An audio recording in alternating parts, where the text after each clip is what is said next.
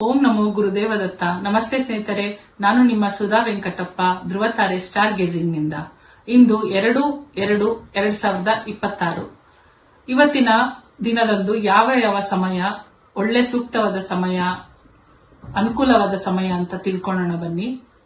ಬೆಳಗ್ಗೆ 7:05ರಿಂದ 7:50 ಸಮಯ ತುಂಬಾ ಚೆನ್ನಾಗಿದೆ. ಯಾವುದೇ ಕೆಲಸ ಕಾರ್ಯಗಳಿಗೋದ್ರೂ ಕೆಲಸ ಸಕ್ಸಸ್ ಆಗುತ್ತೆ.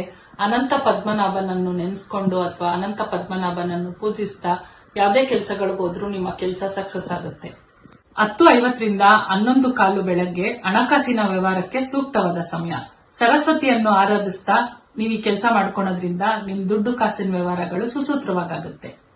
ಮಧ್ಯಾಹ್ನ 2:15ರಿಂದ 3:05 ಯಾವುದೇ ಸಮಸ್ಯೆಗಳಿದ್ರು ಅದಕ್ಕೆ ಪರಿಹಾರ ಹುಡುಕ್ತಾ ಇದ್ರೆ, ತುಂಬಾ ದಿವಸದಿಂದ ಬಗೆಹರಿದಿರೋಂತ ಸಮಸ್ಯೆಗಳನ್ನು ಈ ಟೈಮ್ ಅಲ್ಲಿ ಬಗೆಹರಿಸ್ಕೊಳಕ್ ಟ್ರೈ ಮಾಡಿ, ಸಾಲ್ವ್ ಆಗುತ್ತೆ.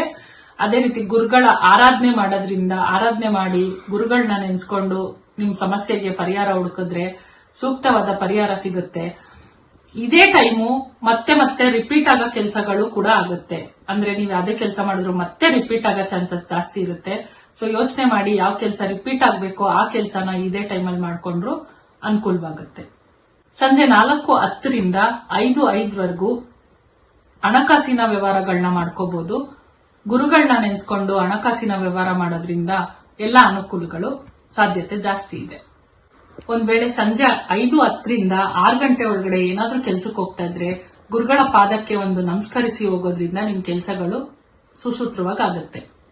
ಇಂದಿನ ಒಳ್ಳೆ ಸಮಯಗಳನ್ನ ತಿಳ್ಕೊಂಡ್ರಿ ಅಲ್ವಾ? ಅದೇ ರೀತಿ ದಿನಾಗ್ಲೂ ಒಳ್ಳೆ ಸಮಯಗಳನ್ನ ತಿಳ್ಕೊಂಡು ಕೆಲಸ ಮುಂದುವರ್ಸೋದಕ್ಕೋಸ್ಕರ ನಮ್ಮ ಚಾನೆಲ್ನ ಸಬ್ಸ್ಕ್ರೈಬ್ ಮಾಡಿ, ಲೈಕ್ ಮಾಡಿ, ಶೇರ್ ಮಾಡಿ. Thank you.